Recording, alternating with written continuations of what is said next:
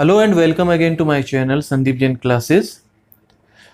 Dear students, आज हम class 12th English literature की टेक्स्ट बुक प्रूडेंस की 9th poem the tiger and the deer इसकी study करेंगे और इसका हिंदी में ट्रांसलेशन समझेंगे, इसको एक्सप्लेन करने का प्रयास करेंगे। इसकी थीम क्या है, इसका सेंट्रल आइडिया क्या है और इसके कुछ महत्वपूर्ण क्वेश्चन आंसर्स को भी डील करेंगे। यह पोइम श्री औरोबिंदो द्वारा लिखी गई है, जिन्हें हिंदी में श्री अरविंद कहते हैं। श्री अरविंद, इनका जन्म 1872 में हुआ था और इनकी मृत्यु 1950 में हुई थी। Was a poet, philosopher, educationist, Yogi and spiritual गुरु। आप देखिए, कवि थे, दार्शनिक थे, शिक्षा शास्त्री थे, योगी थे और धार्मिक गुरु भी थे। और इन्होंने भारतीय स्वाधीनता संग्राम में भी योगदान दिया था और अंग्रेजों के खिलाफ लेखन के कारण इनको कई बार जेल जाना पड़ा। इन्होंने एक अपना स्वयं का एक स्पिरिचुअल एक प्रैक्टिस डेवलप की, एक मेथड डेवलप किया जिसे इंटरनल योगा कहा जाता है। और इनकी कविताएं जो है वो ब्रॉडली 2 पार्ट में डिवाइड की जाती है, poetry of action and poetry of meditation. तो आज हम सबसे पहले इस पोएम की बात करेंगे, the tiger and the deer. The tiger and the deer is a philosophical and didactic poem expressing a contrast between good and evil, innocence and experience, life and death। यह जो कविता है टाइगर एंड द डियर, यह एक दार्शनिक कविता है और एक शिक्षाप्रद कविता है। डिडेक्टिक का मतलब होता है शिक्षाप्रद, शिक्षा प्रदान करने वाली, और शिक्षा में भी किस प्रकार की, नैतिक शिक्षा प्रदान करने वाली। और इसके अंदर 2 प्रतीक हैं। एक प्रतीक के रूप में टाइगर है, फेरोसियस एनिमल है, खूंखार जानवर है, और दूसरा प्रतीक है जो सौम्यता का भी प्रतीक है, वो डियर। और ये जो 2 प्रतीक हैं, इन प्रतीकों के द्वारा यहाँ पे कवि जो है वो गुड और इवल, इनोसेंस एंड एक्सपीरियंस और life and death, in contrast को जो हमारे जीवन में है, इस प्रकृति में, इसको बहुत ही सुंदर तरीके से प्रकट करते हैं।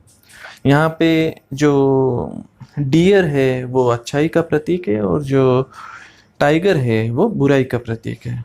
यहाँ पे जो डियर है वो इनोसेंस का प्रतीक है और टाइगर है वो एक्सपीरियंस का प्रतीक है।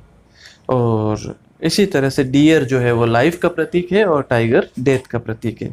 तो इस प्रकार से इन सिंबल्स का यहाँ प्रयोग किया गया है। In spite of death and desolation the poet seems to be very optimistic about love and peace. लेकिन कविता के अंत तक जाते जाते हम देखेंगे कि ये जीवन में ये मृत्यु और ये सब होते हुए भी, डेथ एंड डिजोलेशन के होते हुए भी, एक ऑप्टिमिस्टिक टोन है कविता की।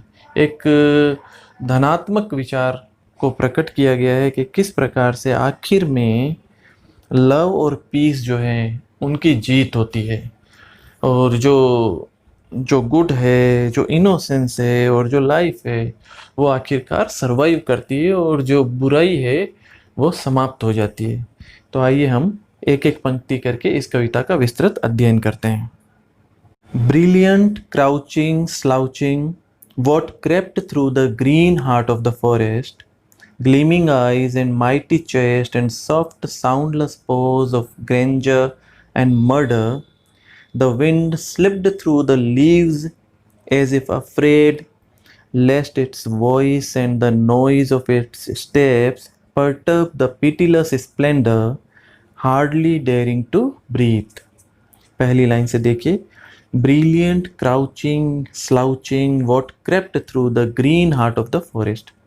यहाँ पे कवि टाइगर का शिकार करने की अवस्था में वर्णन करते हुए कहते हैं, टाइगर यहाँ शिकार के लिए तैयार है और टाइगर जैसा फेरोसियस एनिमल, एक खूंखार जानवर, किस प्रकार से घात लगाकर और शिकार करता है, उसकी मुद्रा को यहाँ पे पोइट ने बहुत ही सुंदर तरीके से वर्णन किया है। ब्रिलियंट, चमकीला यानी चमकदार और तेज।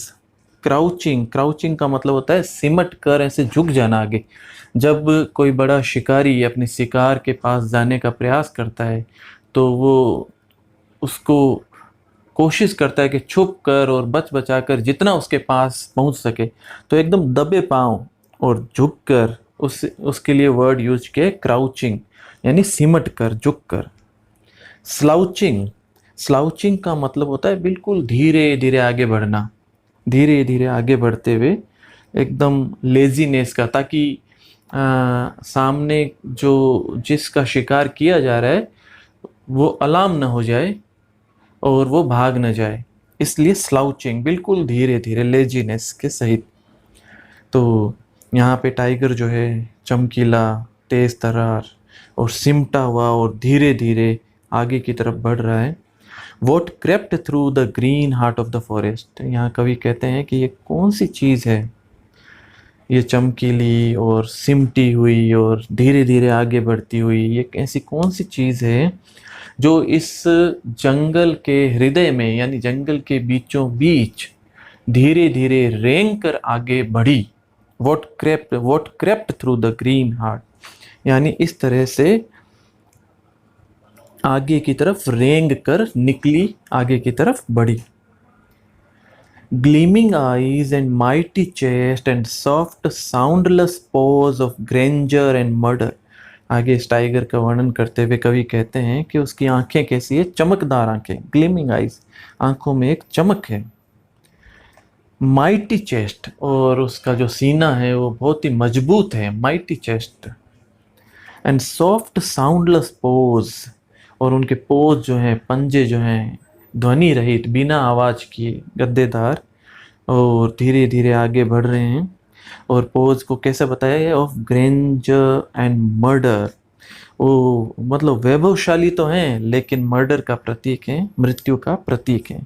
तो यहाँ पे उसके वैभव को भी बताया गया है, लेकिन यहाँ कवि अंत में कहते हैं कि वो आखिरकार क्या लेके आएंगे, मर्डर लेकर आएंगे। वो मृत्यु का प्रतीक है, मृत्यु, उस सामने निर्दोष जानवर को मृत्यु प्रदान करने के लिए है। तो ये दो लाइनें हम दोबारा इनको देखते हैं कि जंगल के बीचों बीच टाइगर शिकार करने के लिए तैयार है, और उसकी मुद्रा का वर्णन करते हुए कवि कहते हैं कि यह चमकदार और धीरे धीरे सिमटी हुई और आगे बढ़ती हुई ऐसी कौन सी चीज़ है जो जंगल के बीचों बीच धीरे धीरे रेंग कर आगे बढ़ी, और उसकी आंखें जो है चमकदार हैं, उसका चेस्ट जो है वो बहुत ही शक्तिशाली है, और उसके पंजे जो हैं वो इस प्रकार से आगे बढ़ रहे हैं धीरे धीरे, ध्वनि रहित, लेकिन वैभवशाली तो हैं, लेकिन मर्डर का प्रतीक है, मृत्यु का प्रतीक है। The wind slipped through the leaves as if afraid lest its voice and the noise of its steps perturb the pitiless splendour. आगे आसपास के माहौल का वर्णन करते हुए पोइट कहते हैं कि हवा भी अभी जो है वो इस तरह से चल रही है, स्लिप्ड थ्रू द लीव्स, मतलब पत्तियों से इस तरह से निकली है, एज इफ अफ्रेड, के भयभीत हो। हवा भी यहाँ भयभीत है, किस बात से भयभीत है, lest its voice and the noise of its steps, कि कहीं इसकी आवाज़ और इसके कदमों की आहट, यहाँ हवा के भी कदमों की आहट के रूप में कवि ने वर्णन किया है, नॉइज ऑफ इट्स स्टेप्स, इसके कदमों की आहट, परटर्ब द पिटीलेस स्प्लेंडर, के कहीं, परटर्ब का मतलब डिस्टर्ब करना, परेशान करना, किसको, पिटीलेस स्प्लेंडर को, इस निर्दयी सौंदर्य को, इस निर्दयी जिसको हम स्प्लेंडर कहते हैं ना, जो शानो शौकत को, तो क्योंकि वो टाइगर जो है वो शानो शौकत के साथ यहाँ पे उपस्थित है, तो कहीं उसको वह परटर्ब ना कर दे, कहीं उसको वो परेशान ना कर दे, इसलिए हवा भी बिल्कुल धीरे धीरे शांति से इन पत्तियों के बीच में से निकली है। यानी शिकार का जो माहौल है बिल्कुल इस प्रकार का है कि जो टाइगर है उसके लिए अनुकूलित है और उसको शिकार करने में मदद कर रही है। प्रकृति भी यहाँ पे मदद कर रही है। तो यहाँ प्रकृति की ड्युअलिटी को, उसकी जो द्विजता को कवि ने बहुत ही अच्छे से व्याख्यायित किया है।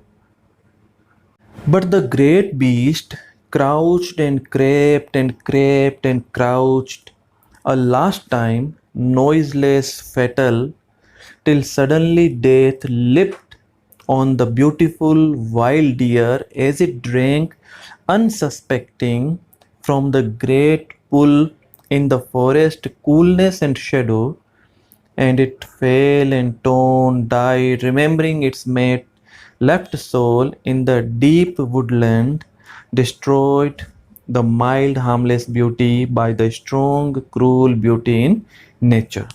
यहाँ देखिए पंक्तिबद्ध हम इसको समझने का प्रयास करते हैं. But the great beast crouched and crept, लेकिन यह जो विशाल का जानवर था ये उसी प्रकार से सिमट कर और धीरे धीरे रेंगता हुआ आगे की तरफ बढ़ा.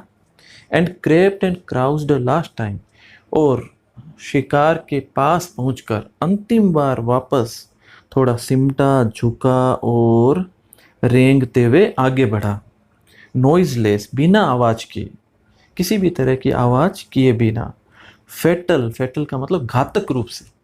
अब यह घातक रूप से आगे की तरफ बढ़ा है. यह घातक है उस जानवर के लिए जो सामने उपस्थित है, जो इसका शिकार बनने वाला है. Till suddenly death leapt on the beautiful wild deer, और अचानक मृत्यु जो है उस जंगली हिरण जो अत्यधिक सुंदर है, उस सुंदर जंगली हिरण पर कूद पड़ी. यानी मृत्यु कूद पड़ी, यानी मृत्यु के रूप में यह टाइगर जो है वो उसके ऊपर झपटा. और किस समय झपटा? As it drank unsuspecting from the great pool in the forest coolness and shadow. और उस समय झपटा जब यह अपनी प्यास बुझाने के लिए इस बड़े सारे तालाब के पास आया था, और इस जंगल की ठंडक में और छाँव में बिना किसी संदेह के, उस अनसस्पेक्टिंग यानी उसको कोई संदेह नहीं था कि उसको कोई खतरा है, और यहाँ पर आकर इस तालाब पर अपनी प्यास बुझा रहा था. और उसी समय मौत ने उसके ऊपर अपना झपट्टा मारा. And it fail and tone died, और ये उसी समय गिर पड़ा, उसको चीर दिया गया. टोन का मतलब चीर देना, उसको चीर दिया गया. डाइड, और उसकी मृत्यु हो गई. Remembering its mate left sole in the deep woodland, अपनी मेट यानी अपने साथी को याद करते हुए, रिमेंबरिंग याद करते हुए, अपने साथी को याद करते हुए जो इस गहरे जंगल में अकेले रह गए. अपना साथी जो बिल्कुल अकेला रह गया उसको याद करते हुए इसकी मृत्यु हो गई. डिस्ट्रॉयड, समाप्त हो गया. The mild harmless beauty by the strong cruel beauty in nature. यहाँ पे कवि कहते हैं कि प्रकृति की ड्युअलिटी देखिए. प्रकृति के अंदर जो मजबूत, शक्तिशाली, क्रूर जो सौंदर्य है, उसने एक किसी को नुकसान न पहुंचाने वाले और सौम्य, माइल्ड का मतलब सौम्य, एक सौम्य, किसी को नुकसान न पहुंचाने वाली सुंदरता को समाप्त कर दिया. यानी एक सुंदरता जो मजबूत है और क्रूर है, उसने दूसरी सुंदरता जो सौम्य है, किसी को नुकसान नहीं पहुंचा सकती है, उसको उसने समाप्त कर दिया. But a day may yet come when the tiger crouches and lives no more in the dangerous heart of the forest, as the mammoth shakes no more the plains of Asia. Still then shall the beautiful wild deer drink from the coolness of the great pools in the leaves' shadow. The might perish in their might, the slain survive the slayer. यहाँ पे देखिए अंतिम पंक्तियों में कवि ने एक optimistic विचारधारा को व्यक्त करते हुए और एक पॉजिटिविटी कविता में लाते हुए और वर्णन किया है कि but a day may yet come, लेकिन एक दिन ऐसा आएगा.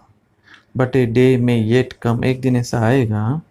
When the tiger crouches and lives no more, जब जंगल में टाइगर जो है वो इस प्रकार से क्राउचिंग और लीप से ये काम नहीं कर पाएगा. वो इस प्रकार से सिमट कर और दूसरे जंगली जानवरों पे छलांग नहीं लगा पाएगा, झपट्टा नहीं लगा पाएगा. In the dangerous heart of the forest, और कहाँ पर? इन जंगलों के खतरनाक हृदय स्थल पर. यानी इन जंगलों के बीचों बीच। और डेंजरस हार्ट इसलिए कहा गया है क्योंकि ये उन जानवरों के लिए जो सौम्य है, जो हार्मलेस है, उनके लिए बहुत ही डेंजरस जगह है ये। वो किसके कारण? इस क्रूअल ब्यूटी ऑफ नेचर के कारण, इसलिए dangerous heart of the forest.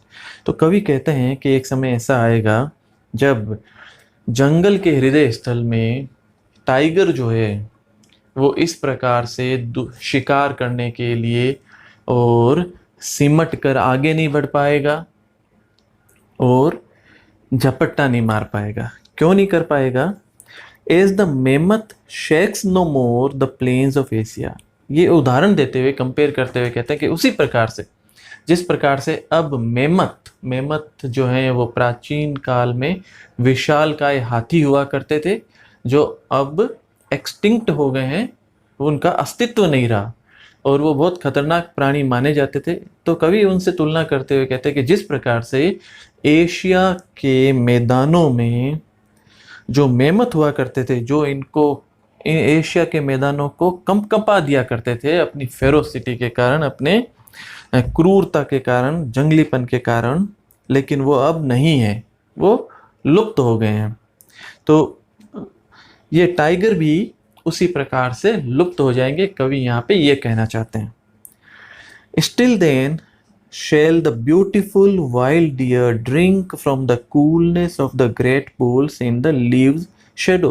और तब भी, कवि कहते हैं कि तब भी यह सुंदर जंगली हिरण इस तालाब के किनारे, इस तालाब की ठंडक के किनारे पत्तों की छांव में इसी प्रकार से पानी पिएंगे।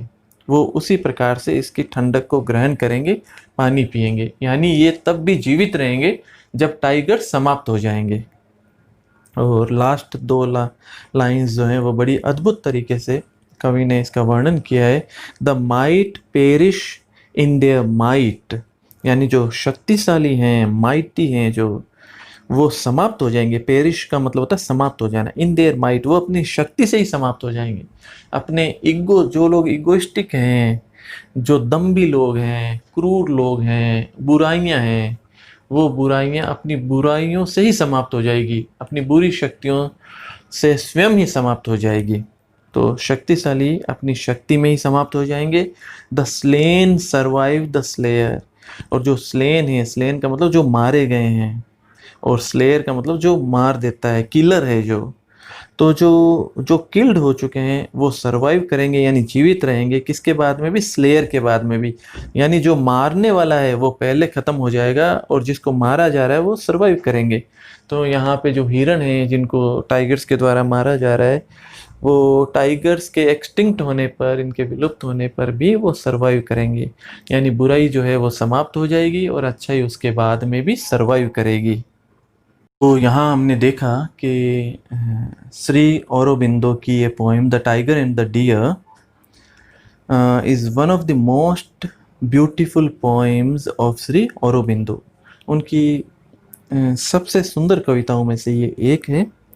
और ये एक डिडेक्टिक पोएम है, संदेश प्रदान करने वाली शिक्षात्मक कविता है। और through the anecdote of the tiger and the deer, the poet not only reveals the contrast lying in the forest but also conveys an inspiring message। और यहाँ पे एक हिरण, चीते और हिरण की छोटी सी कहानी के द्वारा कवि जो है वो जंगलों में या हमारी इस प्रकृति में जो विरोधाभास है केवल उसे ही उजागर नहीं करते और बल्कि एक प्रेरणादायी संदेश भी प्रदान करते हैं। इसकी टोन जो है वो ऑप्टिमिस्टिक है। इसके अंदर ये संदेश है कि जो बुराइयां हैं वो एक दिन समाप्त हो जाएगी और अच्छाइयाँ जो है वो जीवित रहेगी, वो व्याप्त रहेगी। In spite of death and devastation life is something to be enjoyed. कवि कहते हैं कि बुराइयों के बावजूद, मृत्यु के और विनाश के बावजूद जीवन जो है वो इंजॉय किया जाने वाला है, आनंददायी है, इसका आनंद उठाएं। हो सकता है शुरू में आपको बुराई जीतती हुई प्रतीत होगी, लेकिन आखिर में जीत जो है वो अच्छाई की ही होती है और बुराई का अंत जो है अपनी ही शक्ति के द्वारा हो जाता है। और जो इनोसेंस हैं, जो सीरीन हैं और जो शांत हैं, वो आगे तक रहते हैं और सरवाइव करते हैं। तो ये इसकी थीम थी, ये इसका सेंट्रल आइडिया था और इसी के ऊपर बेस्ड इसका इम्पोर्टेंट जो क्वेश्चन आंसर जो इसके बनते हैं वो इनके ऊपर बेस्ड बनते हैं।